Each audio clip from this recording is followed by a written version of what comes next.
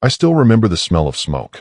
It clung to everything, my hands, my clothes, even my thoughts. That night changed my life forever. And though years have passed, I can still close my eyes and see the orange glow swallowing everything I once called home. It wasn't just a house. It was where I built a life. Where laughter once filled the kitchen, where my late wife used to hum old songs while cooking, where my son took his first steps across a dusty floor we couldn't afford to replace. Now it's nothing but ash and silence. That night, the fire came without warning. I'd fallen asleep on the couch, an old blanket over my legs, the television flickering softly in the corner. The last thing I remember before the nightmare began was the gentle hum of crickets outside, and the way the light from the TV danced across the empty photo frames on the wall. Then smoke. Thick, heavy, choking smoke. I coughed, stumbled, tried to find the door.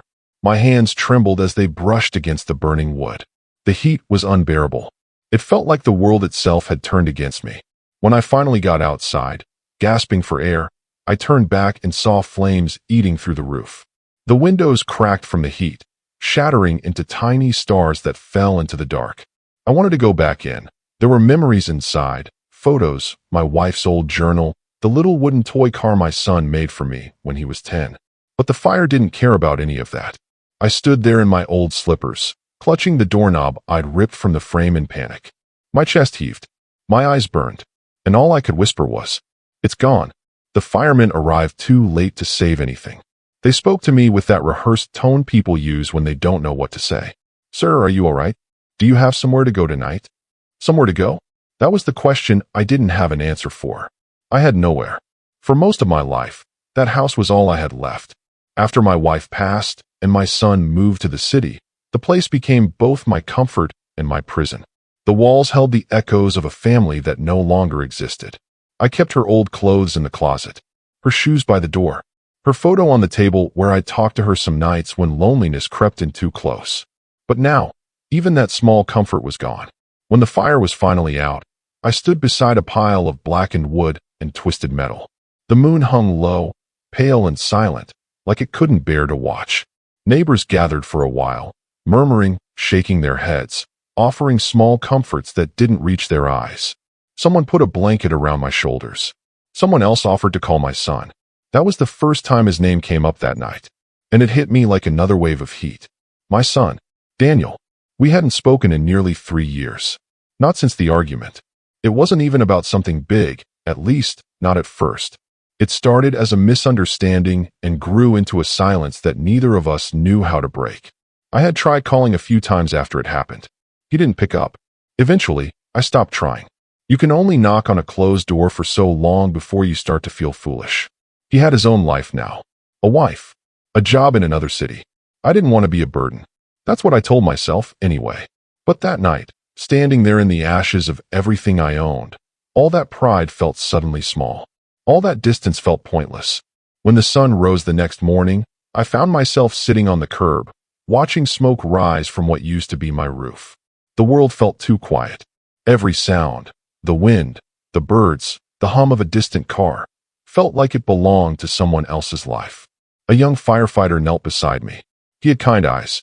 "Sir," he said gently, "do you have family you can stay with? Someone who can help?" Family. That word stung more than the smoke. I nodded slowly, even though I wasn't sure. "I have a son," I said. My voice cracked. "But we haven't spoken in a long time."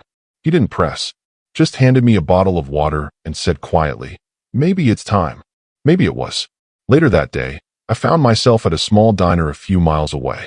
The kind of place where the coffee tastes like burnt memories and the waitress calls you Han. I sat there with my hands wrapped around a cup that had long gone cold. On the table beside me was a plastic bag holding the few things the firefighters managed to save. A half-burnt photo frame, my wallet, and my old phone. Its screen cracked, but still working. I stared at that phone for a long time. The contacts list hadn't changed. His name was still there, Daniel. I scrolled to it, hovered my thumb over the call button, and froze. What would I even say? "Hey son, it's your father. My house burned down. Mind if I stay with you?" It sounded pathetic, like a bad joke. But the truth was, I didn't have anywhere else to go. That night, I slept in a cheap motel room. The sheets smelled of bleach. The ceiling had water stains shaped like countries I'd never visit. I lay there staring at them, wondering how life had come to this. I thought about the years that had slipped away, the birthdays missed, the quiet Christmas dinners spent alone, the unspoken apologies sitting heavy in my chest. When you live alone long enough, you start talking to silence. You start answering it too. And that night, the silence asked me a question I didn't want to face. What if he doesn't want to see you? I turned on my side, closed my eyes, and tried not to think about it. But the thought stayed. By morning, I knew what I had to do. I took the first bus heading toward the city. It was crowded, people lost in their phones, headphones plugged in, faces turned away.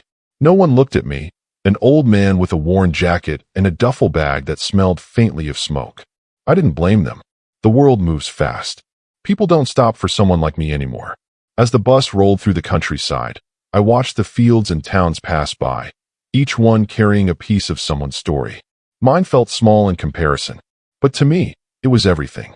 I thought of Daniel as a boy, his laughter echoing through the yard, his small hands gripping mine when we crossed the road, the way he'd call out, "Dad, look," every time he built something new from scraps of wood. He used to love helping me in the garage, watching how things came apart and fit back together. I used to tell him, everything can be fixed if you take your time. Funny how I couldn't fix us. By the time I reached the city, the sky had turned gray. The air smelled of rain and exhaust. I checked my reflection in a shop window, tired eyes, wrinkled skin, soot still clinging to my collar. I looked like a man life had chewed on for too long. I didn't have his new address, but I remembered the street name from an old Christmas card he'd sent years ago. It wasn't far from the station. I decided to walk. Each step felt heavier than the last. It wasn't just the bag on my shoulder. It was the weight of all the years between us. When I finally found the building, I stood across the street for a long time, just staring. It was a nice place. Clean. Bright windows. A little garden out front with flowers neatly arranged. It looked nothing like the house he grew up in. I could see shadows moving behind the curtains. His life was in there. His world. And I was standing outside, wondering if I still had a place in it. I walked up the steps slowly, each one creaking under my weight. My hand trembled as I reached for the doorbell. For a second, I almost turned away. Then I pressed it. A chime echoed inside. Footsteps followed. And when the door opened, I saw him for the first time in years. My son. He looked older. Tired, maybe. But still him. The same eyes, the same expression he used to make when he was trying to stay calm. Except now, those eyes looked at me like they weren't sure if I was real. "Dad," he said softly. I swallowed hard. "Hi, son." He didn't move for a moment. Just stood there, the sound of rain beginning to patter behind me. I started, but the words tangled. "My house, there was a fire." He blinked, his brow tightening. "What?" "It burned down," I said, my voice breaking. I didn't know where else to go. He stepped back slightly, surprise flickering into hesitation. His hand tightened on the doorframe. And in that small pause, before he said a word, something inside me began to crack. I stepped inside his apartment, feeling the unfamiliar warmth of someone else's life. It smelled faintly of coffee and clean laundry, and there was the soft hum of a ceiling fan turning lazily above. Everything was neat, ordered, like a life meticulously arranged, so unlike the chaos I had lived in for the past few years. I carried my small duffel bag into the living room and set it down quietly, not wanting to disturb the balance of his world. Daniel lingered near the doorway. I could see the tension in his shoulders, the way his hands flexed against his sides. For a moment, it was like we were strangers passing on the street. I swallowed the lump in my throat and tried to remember how I used to call him my little man, how I used to chase him around the yard when he refused to go to bed, how I used to sneak into his room at night just to see him sleeping peacefully.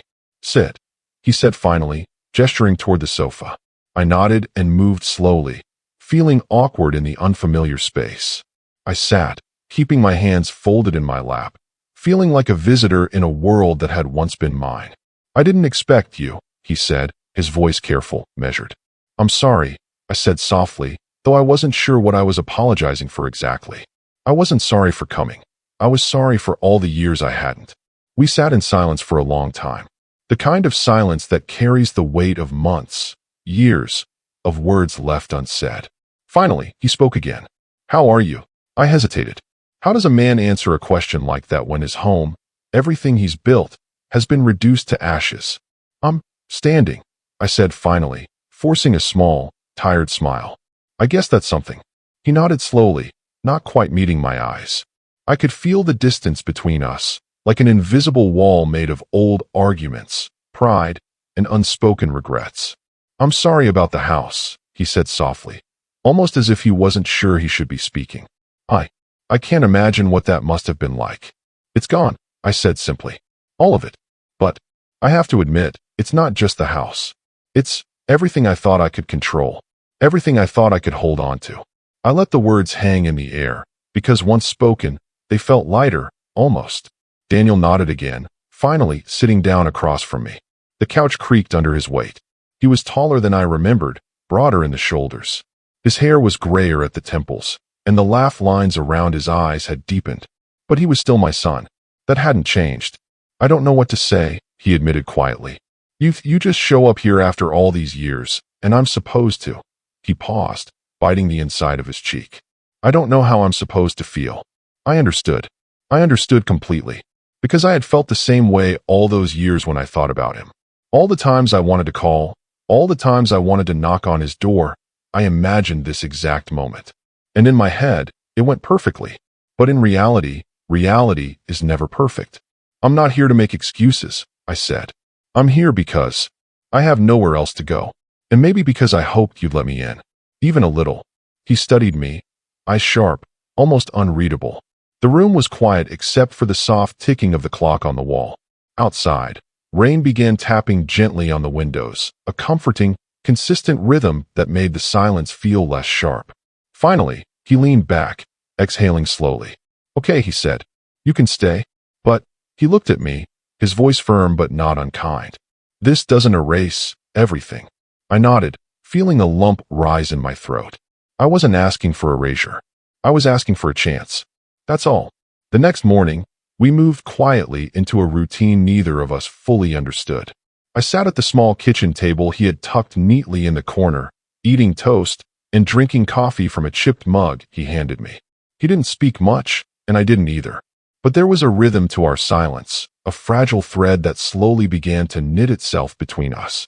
I found myself walking through the apartment, noticing the little things he had built around his life. Photographs of family vacations, small sculptures he had picked up on trips, a neatly stacked bookshelf full of titles I had never read. It was his world, his life. And somehow, I felt allowed to exist in it, even as an outsider. Over the next few days, I began helping with small chores around the apartment. Fixing a leaking faucet in the bathroom, changing a light bulb in the kitchen, organizing boxes that had been left too long in a corner. It felt strange, almost like reclaiming a skill I had forgotten I possessed. And in those small, quiet moments, I felt useful again. Daniel noticed, of course. He'd watch me from the living room, arms folded, pretending not to care. But sometimes, when he thought I wasn't looking, he'd offer a small word of thanks. It wasn't much, but it was more than I expected, more than I had dared hope for. One afternoon, he came home with groceries. I tried to help carry the bags, but he stopped me. I've got it, he said gently, but there was no anger, just caution. I nodded, smiling faintly. I guess I've still got some pride, I said. He chuckled softly, a sound I hadn't heard in years. We unpacked the groceries together, working silently, each of us carefully navigating the space between us. It was awkward, yes, but it was honest. And in that honesty, I found something I had forgotten: hope. That night, I sat alone in the living room, listening to the rain tap against the window. I thought about the fire, about the years that had passed, about the long silence between my son and me. I realized then, with a quiet, aching clarity, that life had a way of burning things down, not to punish, but to make room for something new. And maybe, just maybe, this was the beginning of that something new. I didn't know what the coming days would hold. I didn't know if the distance between us could ever truly be bridged. But for the first time in a long time, I felt a flicker of possibility. A flicker that told me, even after everything, we might find our way back to each other. The first week passed quietly, almost uncomfortably so. Daniel and I had settled into a rhythm that was careful, measured, like walking on glass without breaking it. We ate together at the table, helped each other with small chores, and yet, there was always a space between us, a space filled with all the things we hadn't said, all the years we had lost, and all the pain neither of us knew how to name. I would watch him in the mornings, making coffee, reading the newspaper, checking his phone. He moved through his apartment like a man who had built his world carefully to exclude disruption, to exclude chaos. I understood. That was the life I had once tried to give him. The life I thought I was giving him when I worked late nights, saving for things he never needed. But the quiet was heavy. I had imagined our reunion as soft, almost cinematic. A hug, a shared cup of coffee, a few words of apology. But the reality was something different. It was fragile. It was delicate. And it was full of tension. On the third day, I accidentally knocked over a small stack of books while reaching for the window latch. They fell with a dull thump against the hardwood floor. Daniel looked up from the couch, eyes narrowing. "Dad," he said, his voice calm but sharp. "Could you be more careful?" I froze. I wanted to apologize, to explain, but instead I simply bent down, picking up the books slowly, one by one. "Yes," I said softly. "I'm sorry." He nodded, but the look in his eyes lingered longer than I expected. It wasn't anger. It was disappointment. Or maybe it was expectation. I couldn't tell. That evening, I tried to start a conversation. "I was thinking," I said carefully, "maybe tomorrow we could go to the park. Just walk a little, get some fresh air." Daniel paused. He sipped his coffee and didn't look at me. "I have work," he said finally, voice clipped. I nodded, swallowing the small sting. The moments like this kept repeating over the next days, small, quiet frictions that never erupted into shouting but pressed against me like invisible walls. I felt every unspoken word, every hesitation, every glance that avoided mine. One night, I was cleaning the small kitchen sink, scrubbing a stubborn stain, when Daniel came home later than usual. He moved silently, as if trying not to make the apartment creak. I could hear the tension in his shoulders, the slight weight in his step that told me something had happened. "Long day?" I asked softly, not wanting to press but needing to speak. He sighed, running a hand through his hair. "Yes," he muttered. "It's complicated." I nodded, understanding more than I could explain. We had both built walls over the years, walls made of hurt, pride, fear, and silence. And now, even with me sitting in his apartment, helping him with groceries and cleaning, those walls weren't coming down. "Do you want to talk about it?" I asked gently. He hesitated, jaw tight, eyes fixed somewhere beyond the kitchen window. I don't know," he said finally. "I don't know if I can." And in that moment, I realized the truth that I had been avoiding. Rebuilding a relationship isn't about showing up. It's about being ready for the storms you've been avoiding for years. The next morning, the tension between us became impossible to ignore. We had breakfast together, toast, eggs, and coffee, and I tried again to strike a gentle conversation. "Do you remember when you used to come into the garage and ask me to show you how to fix the car?" I asked. Daniel smiled faintly, but it didn't reach his eyes. "Yeah," he said softly. "I remember. Sometimes," I continued cautiously, "I think about those days and I wish I hadn't let things drift. I wish I had." "I don't know," said more, done more. He didn't respond. Instead, he finished his coffee and left the mug in the sink without a word. It hit me harder than I expected. Even now, after all these years, he still carried the distance. Even now, he still measured me with careful, quiet judgment. Later that day, I went out for a walk, needing to clear my head. The rain had stopped, leaving the streets wet and reflective. I walked slowly, hands in my pockets, watching people go about their lives. Families walking together, couples laughing, children chasing after a stray ball. It all felt like another world, one I had been absent from for far too long. I thought about Daniel, sitting alone in his apartment, working late, maintaining walls I couldn't yet breach. I thought about the fire, about my house, about the years of pride and stubbornness that had led me here. And I wondered if it was too late. Was it possible for him to forgive me, or for me to forgive myself? When I returned, Daniel was waiting by the doorway, holding a letter in his hand. "Dad," he said softly, I think we need to talk." I nodded slowly, my chest tightening. "Yes," I whispered.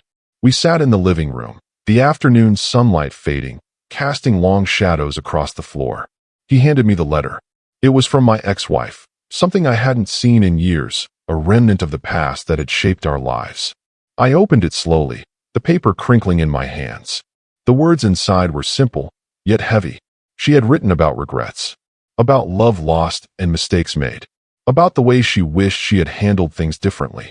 I read the letter aloud, softly, feeling each word settle in the quiet room. Daniel listened, arms crossed, eyes fixed on me, expression unreadable. When I finished, the silence returned. It was heavier this time, filled with the weight of unspoken truths, of guilt, and of years that could never be reclaimed.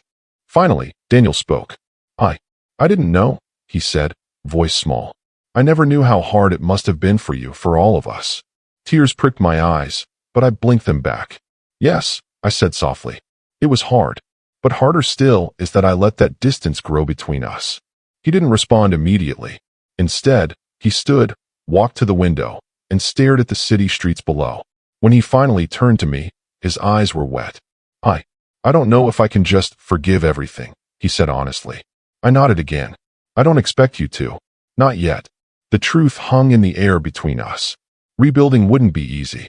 The fire hadn't just burned my house. It had burned memories, trust, and time we could never get back. And yet, for the first time since I arrived, I felt something fragile, tentative, but real. Possibility. Over the next days, the conflict became almost routine. Small disagreements, quiet irritations, misinterpreted words. I would try to help around the apartment, and he would hesitate, as if unsure whether to accept it. He would ask questions, simple ones, about the fire, about my life, about things I had left unsaid, and I would answer carefully, feeling the weight of every word. Sometimes, I would catch him staring at me, trying to measure the man I had become.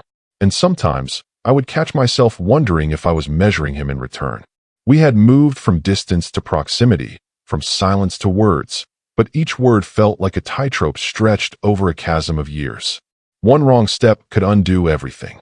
One evening, a small argument sparked over something trivial. I had placed a chair too close to the kitchen counter, and he had moved it without saying anything. I just thought it was in the way, he said, voice controlled but firm. I see, I said, trying to keep my own frustration in check. I wasn't trying to bother you.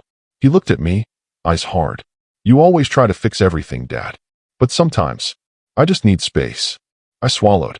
I had spent so many years trying to do right by him, trying to protect him, trying to be the father I thought he needed. And now, my presence, even after all this time, felt like intrusion. I understand, I said softly. I'll try.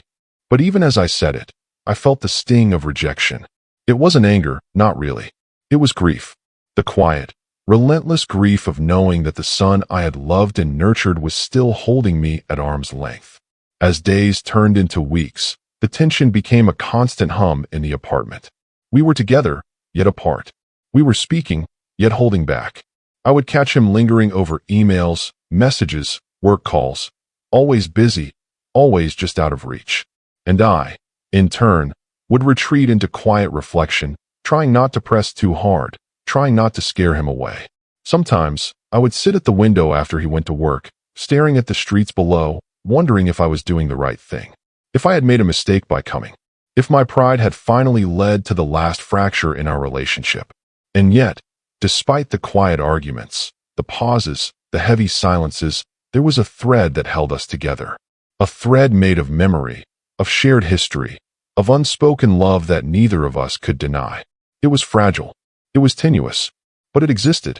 And that thread, small as it was, gave me hope. Hope that even through the misunderstandings, even through the conflicts, even through the years of distance, we might find a way back to each other. One afternoon, Daniel came home from work earlier than usual. He looked tired, shoulders slumped, eyes heavy with something I couldn't name. I had been reading by the window, a small notebook in my lap, trying to capture thoughts I wasn't ready to say aloud. When he walked in, the apartment felt smaller, somehow. I could sense the tension before he even spoke. Dad, he began slowly. I need to get something off my chest. I set the notebook aside, giving him my full attention. Okay, I said softly. I'm listening. He sank onto the couch and ran a hand over his face. I know you think coming here, that it fixes things, that it makes up for the years we lost. But it doesn't. Not yet. I nodded, swallowing hard. I know, I said. I don't expect it to. I don't know if I even want it to, he admitted. I mean, it's hard. You show up, and I'm supposed to act like everything's fine, but it's not. It's never been fine. You were gone. You left me. And now his voice caught. Now you're here, and I don't know how to feel. I stayed quiet, letting the words settle. I had imagined this conversation 100 times in my head, but hearing it now, raw and real, made my chest ache. I wanted to explain, to tell him how much I regretted it, how I had been lost in my own failures and pride, but no words felt adequate. Finally, I said, I know I can't change the past. I can't bring back the years we lost. I can only be here now. That's all I can promise. He stared at me for a long moment, as if measuring whether my words were true. Then he sighed, the tension in his body softening slightly. I don't know if I'm ready, he said quietly. I understand, I replied. Days passed with this new rhythm, small, quiet confrontations hidden beneath daily routines. Sometimes it was over nothing, a misplaced cup, a dish left in the sink, a forgotten towel. And sometimes it was over everything, words unsaid, the weight of years, pride, disappointment. One evening, we were cooking dinner together. Daniel was chopping vegetables while I prepared the sauce. The air was filled with the familiar smells of garlic and tomatoes, but instead of comfort, it carried tension. He paused mid-chop and looked at me, expression guarded. Dad, why did you really come here? He asked. I hesitated. Was it because of the fire? Because I had nowhere else to go? Or was it something deeper, something I couldn't even admit to myself? I needed help, I said finally. But I wanted to see you, to try to make things right. I know I can't undo the past. I didn't want to give up on us. He didn't respond immediately. Instead, he returned to chopping the vegetables, knife moving carefully, deliberately. The silence stretched between us, filled with more meaning than words could carry. Then, without warning, a small accident, my elbow brushing against the counter, knocking a bowl to the floor. It shattered into pieces. Daniel froze, eyes narrowing. Dad, he exclaimed, voice sharp. I knelt quickly, gathering the fragments. I'm sorry, I said softly, heart sinking. He threw up his hands. It's not just this. It's everything. You think you can just come back and... His voice broke, and he stopped abruptly. He turned away, running a hand through his hair. I don't know how to deal with this. I don't know if I can. I stayed kneeling, silent, letting him vent his frustration. I had to let him feel it. I had to let him express the anger and disappointment that had been simmering for years. I had to accept that healing wouldn't be neat or linear. That night, I lay awake on the small cot in the living room, listening to the sounds of the city outside. I thought about Daniel, about the anger and the pain I had caused him by being absent. I thought about the fire, about the life I had lost, about the mistakes I had made. And I realized something. The conflict wasn't just about pride or distance. It was about fear, his fear of being hurt again, my fear of failing him again. Both of us unsure how to bridge the gap. Sleep came in fits, punctuated by dreams of flames and lost time, of words I hadn't spoken and apologies I hadn't made. Over the next week, the tension simmered quietly. We would go out for errands together. I would try to engage in conversation, asking questions about his work, his friends, his life, and he would answer, clipped, brief, careful. Sometimes he would laugh, a small, genuine sound that reminded me of the boy who used to hide behind my legs when he was shy. And sometimes he would turn away, walls rising, eyes distant. It was exhausting, this delicate dance. Every gesture, every word, had to be measured. I learned quickly that the smallest misstep could undo hours of fragile progress. One evening, I decided to take a walk to clear my head. The streets were quiet, rain falling in gentle sheets that made everything shimmer. I thought about the fire, about my house, about the life I had lost and the life I was now trying to rebuild with my son. And I thought about the years between us.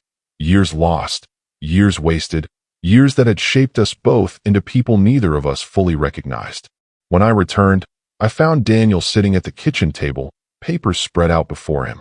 He looked up as I entered, a faint smile tugging at the corners of his mouth. Hey, he said softly. Hey, I replied. There was a pause, filled with the kind of tension that had become familiar over the past weeks. Then he spoke, quietly, hesitantly. Dad, I know this is hard. For both of us. And I don't know if it's going to get easier anytime soon. I know, I said, I want to try. That's all I can promise." He nodded, eyes downcast. "I know," he said softly, "but sometimes I feel like I'm protecting myself more than anything else. And it's exhausting." I reached across the table, placing a hand over his. He didn't pull away. Not immediately. And in that small gesture, I felt the first real shift in our fragile connection. But old habits die hard. The next day, a small misunderstanding reignited the simmering tension. I had borrowed his car keys without asking, something I thought was harmless. When he noticed, his face darkened. "Dad, you can't just take my keys without asking," he exclaimed, frustration cutting through the calm I had tried to maintain. I held up my hands, trying to stay calm. "I'm sorry," I said. "I didn't think. I just needed to run an errand quickly." He shook his head, voice tight. "See? This is exactly what I mean. You act like nothing has changed. Like the past doesn't exist. But it does. And you don't get it yet." I felt the sting of his words, sharp and true. And I realized that no matter how much time we spent together, no matter how gentle or careful I was, the wounds of the past still ran deep. He had every right to be angry, every right to hold me at arm's length. That night, I sat alone on the small balcony, rain dripping off the edge, wind tugging gently at my coat. I thought about the fire, about my lost home, about the distance that had grown between us. I thought about Daniel, about his anger, his fear, his quiet walls. And I thought about myself, about the stubborn pride that had kept me away, about the mistakes I had made, about the years I had lost. I realized then that rising conflict wasn't something that could be avoided. It wasn't something that could be ignored. It was the bridge between the past and the future. It was the painful, necessary process of truth being laid bare, of old wounds being exposed, of love being tested. And as the city lights flickered through the rain, I made a silent vow. I would endure this tension. I would face the conflicts. I would stay, even when it hurt. Because the alternative, walking away again, was a pain I could no longer bear. Days passed, and the pattern continued. Small arguments, quiet reconciliations, moments of laughter, and gestures of care. Every interaction was a careful navigation through the minefield of our past. Every word measured, every glance considered. And slowly, imperceptibly, something began to shift. Not fully healed, not fully reconciled, but a small, fragile understanding. A recognition that despite everything, we were still family. And that maybe, just maybe, the thread holding us together would not break. But the tension never fully left. It lingered, a quiet storm under the surface. Every day, I felt it, every small disagreement, every hesitation, every unspoken thought. And I knew, deep down, that the next turning point, the moment that would change everything, was coming. The days leading up to it felt ordinary enough. We moved through our routines, the careful breakfasts, the quiet errands, the small exchanges of words and glances that had become our unspoken communication. It was a fragile peace, yes, but it was peace nonetheless. Yet, I could feel something shifting beneath the surface. The tension between us had not dissipated. It had simply settled into a steady hum. I knew, somewhere deep inside, that the quiet moments were the calm before a storm. And that storm came one evening, suddenly, without warning. I had been sitting in the living room, reading a book Daniel had lent me, a small gesture that had felt like a bridge between us. The rain tapped gently on the window, and the apartment smelled faintly of his cooking from earlier. I had just finished a chapter when I heard the phone ring. Daniel's phone. He answered, voice casual at first, then something in his expression shifted. His brow furrowed. His hand trembled slightly as he gripped the phone. And then I heard it. "You don't understand," he said, voice tight. "It's not that simple. You have no right." I froze. Something was wrong. I didn't recognize the urgency, the edge in his tone. I watched as he ran a hand through his hair, pacing the small space between the kitchen and the living room. I know, he said, voice softer now, almost pleading. "But I can't. I just can't. Not now. Please just give me time." He hung up, and I could see the weight of whatever had just happened pressing down on him.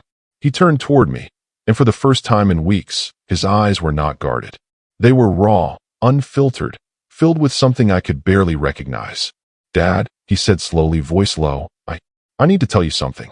Something I've kept hidden for years." I swallowed hard, chest tightening. I nodded, urging him to continue. You deserve to know. I wasn't always honest with you. About my life. About my choices. About my mistakes. My stomach nodded. I had expected anger, disappointment, perhaps a confession of some small wrong. But the words that followed cut deeper than anything I could have imagined. I lost my job, he said, voice barely above a whisper. And I didn't tell you. I didn't want you to think I'd failed. And then, he paused, struggling. Then I made some decisions I shouldn't have. Things I'm not proud of. I sat silently, listening, the words settling over me like a storm cloud. For years, I had feared his judgment, his anger, his rejection. But this was something else entirely. He continued, voice shaking now. I didn't ask for help because I was ashamed. I thought I had to do it on my own. And I failed. And he stopped, covering his face with his hands. I felt a pang of grief, not for myself, but for him. For the son I had loved. The boy who once clung to my hands. The young man now carrying burdens I could hardly comprehend. And yet, amidst the grief, there was something else. A spark of understanding, a moment of connection I had not anticipated. Daniel, I said softly, moving closer, I had no idea. You didn't have to bear it alone. He shook his head, tears slipping down his cheeks. I didn't think I could reach out. Not after everything. Not after the distance, the silence, the pride. I nodded, swallowing the lump in my throat. I understand. More than you realize. And I'm here now. I've always been here. You don't have to face it alone anymore. For a long moment, we simply sat in silence. The rain outside softened, a gentle drizzle now, as if the world itself had paused to give us this fragile reprieve. Over the next few hours, Daniel shared more than I could have imagined. The mistakes he had made, the opportunities he had lost, the nights spent lying awake, wondering if he would ever find a way back to the father he had once loved. He spoke of guilt, of shame, of regret. And I listened, quietly, letting each confession wash over me without judgment. I realized then that the turning point was not a single moment, but a series of small revelations. A cascade of truth spilling over years of distance and silence. And in that cascade, I saw the man he had become, not perfect, not innocent, but resilient, strong in ways I hadn't recognized. Later that night, as we sat together in the living room, a silence fell that was different from the tense, weighted silences of the past weeks. This one was calm, reflective, a quiet acknowledgement of everything that had been said. I watched him, the lines on his face illuminated by the soft glow of the lamp. And I realized something profound. He had been struggling alone, carrying burdens that should never have been his to bear alone. And now he was letting me in. I'm scared, he admitted quietly, voice barely audible. Scared that things will never be the same, that I'll never forgive myself. You don't have to, I said softly. And you don't have to do it alone anymore. We'll face it together, one step at a time. He nodded, and for the first time in years, I saw a flicker of relief pass over his face. Not joy, not happiness, but the small, fragile glimmer of hope. The following days were a delicate balance between confrontation and reconciliation. We revisited old memories, some painful, some bittersweet. I shared stories from his childhood, the small moments he had long forgotten, the scraped knees, the late-night ice cream runs, the way he had once hugged me tight in the dark, whispering that he loved me. And he, in turn, shared the moments I had missed, the milestones, the decisions, the struggles he had faced alone. It was not easy. There were tears, quiet arguments, moments of frustration. But through it all, the turning point became clear.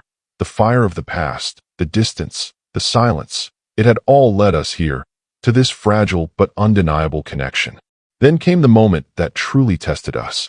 One afternoon, as I was sorting through some of my belongings that had survived the fire, I found a small, charred envelope.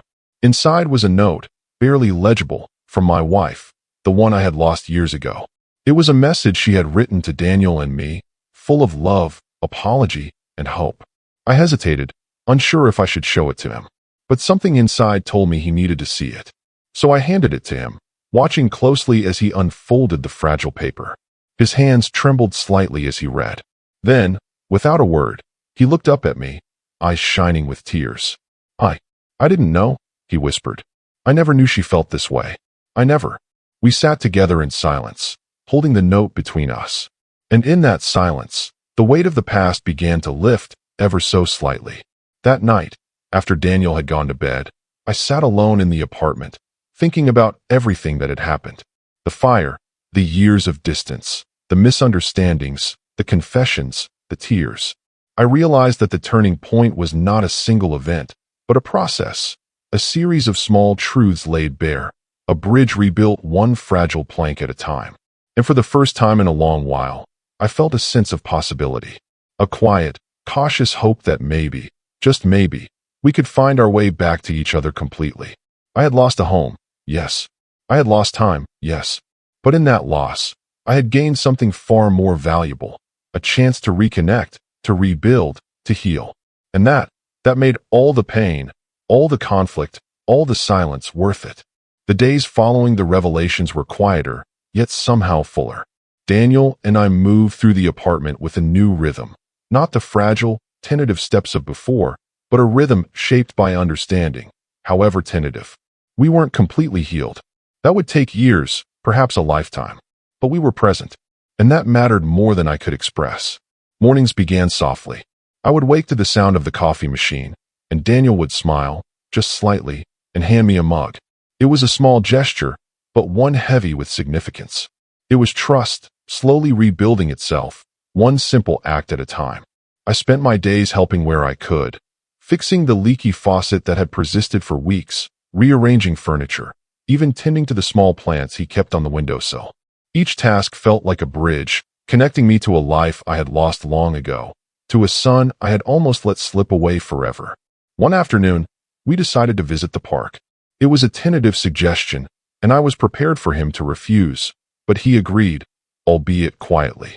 We walked slowly along the paths, the late spring sun warming our faces. The trees swayed gently in the breeze, and for the first time in years, I felt a sense of ease in his presence. We didn't talk much at first. Words felt unnecessary. Instead, we walked side by side, occasionally commenting on the ducks in the pond or the children chasing a frisbee. It was ordinary, and that ordinariness felt extraordinary. At one point, he stopped and looked at me. "Dad," he said softly, I never realized how much I missed this. Just being with you. Without expectations. Without anger. Just being. I nodded, feeling a lump rise in my throat. "I missed it too," I said quietly. "And I'm sorry I let so many years slip away. I hope we can build new memories. Ones that matter." He smiled faintly, a real, unguarded smile. "Yes," he said. "I'd like that." Returning home that evening, I felt a sense of calm I hadn't experienced in decades. It wasn't perfect. It wasn't complete. But it was real. Over the following weeks, our lives began to intertwine more naturally. We cooked together, often laughing over small mishaps. We watched old movies, reminiscing about the films I used to take him to as a boy. We shared meals, stories, and moments that slowly dissolved the barriers built by pride, fear, and time. One evening, as we cleaned the apartment together, Daniel paused and looked at me seriously. "Dad," he said quietly, "I've been thinking about everything. About the fire, about us, about the years I held back. I realize now that holding on to anger only hurt me. And you too, I guess." I nodded, listening closely. "It's true," I said softly. "Holding on to regret doesn't bring anything back. But understanding, forgiving, it creates space to move forward. It doesn't erase the past, but it makes it lighter to carry." He studied me for a moment, then nodded. "I want that," he said simply. "And I want us to have a real relationship now. Not just surviving side by side, but actually being present in each other's lives." "I want that too," I whispered. In the weeks that followed, Daniel and I slowly rebuilt the foundation of our relationship. It was not perfect.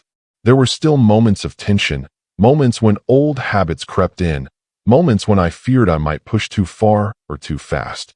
But each moment was met with patience, with understanding, with the recognition that both of us had been shaped by years apart. I began to share more of my life, the failures and triumphs I had once kept hidden. I told him about the fire, about the despair and loneliness that followed. I told him about the nights I had thought about giving up, about the small moments of hope that had kept me going. And in return, he shared more of himself, the struggles, the triumphs, the regrets. It was a delicate dance of truth and vulnerability, each step strengthening the fragile bond between us. One day, as we sat on the balcony overlooking the city, Daniel turned to me with a serious expression. "Dad," he said, "I know we can't change the past, and I know we'll never get those years back. But I want you to know something. You're not alone anymore. And neither am I." I felt tears prick at the corners of my eyes. "I know," I whispered, "and I'm so grateful for that. More than I can ever say." We sat together in silence, watching the sun dip below the horizon. The sky was painted in hues of orange and purple, and for the first time in a long while, I felt peace. In the following months, our lives continued to intertwine in quiet, meaningful ways. We celebrated small victories, a promotion at his work, a successful repair around the apartment, a day free from tension or conflict. We shared laughter, tears, and stories that had once been left unspoken. And slowly, the weight of the past began to lift. Not entirely. The scars remained. They always would. But they no longer defined us. They were part of our story, yes, but not the entirety of it. One evening, Daniel came home with an envelope in his hand. I think you should see this," he said softly. It was a letter from my ex-wife, one she had written years ago but never sent. In it, she spoke of love, regret, hope, and the mistakes we had all made. We read it together, sitting side by side on the couch, the words bridging the final gaps between past and present. When we finished, Daniel turned to me, eyes shining. "I think we've come a long way," he said. "Yes," I replied softly. "We have, and I'm proud of that. Proud of us." Life settled into a rhythm that was still imperfect, but real. We shared meals, chores, conversations, and quiet evenings. We still had disagreements, still had moments of tension, but they were no longer barriers. They were opportunities to understand, to forgive, to grow. I began to see Daniel not just as my son, but as a man shaped by his own choices, his own experiences, and his own resilience. And he began to see me not just as a father, but as someone who had loved him, failed him, and yet never stopped caring. One morning, as we sat together drinking coffee, Daniel spoke quietly. "Dad, I think we can finally say we're okay. Not perfect, but okay." I nodded, smiling faintly. "Yes," I said, "we are. And that's enough." The sun streamed through the window, casting warm light across the kitchen. It illuminated the small, ordinary moments that now felt extraordinary. The laughter, the conversation, the quiet presence of one another. It was the life we had missed. And yet, somehow, it felt even more precious now than it ever could have before. In the weeks and months that followed, I learned to let go of the past, not forget it, not deny it, but release its hold on my heart. I learned that forgiveness doesn't erase pain. It simply makes it lighter to carry. And I learned that love is not about perfection or timing. It's about presence. It's about patience. It's about showing up, even when it's hard. Daniel and I continued to build our relationship, one day at a time. We laughed. We argued. We cried. We celebrated. We lived, fully and honestly, in the space we had fought to reclaim. And in that living, I found peace. Not complete. Not perfect. But real. I often think back to the fire, to the years lost, to the silence and distance. And I realize now that all of it, the pain, the conflict, the mistakes, led me here. To this quiet, fragile, beautiful understanding with my son. To a love renewed, not because it had been easy, but because it had been fought for. I learned that sometimes, love means letting go. Sometimes it means waiting. Sometimes it means enduring the storms together, holding on even when the world seems against you. And I learned, above all else, that the bonds we build, the connections we nurture, are never truly lost. They can be hidden, fractured, strained. But if we have patience, courage, and humility, they can be rebuilt. I look at Daniel now, sitting across from me, his presence steady and real. And I know, with a quiet certainty, that we will continue forward together. Not perfect, not without challenges, but with love and hope.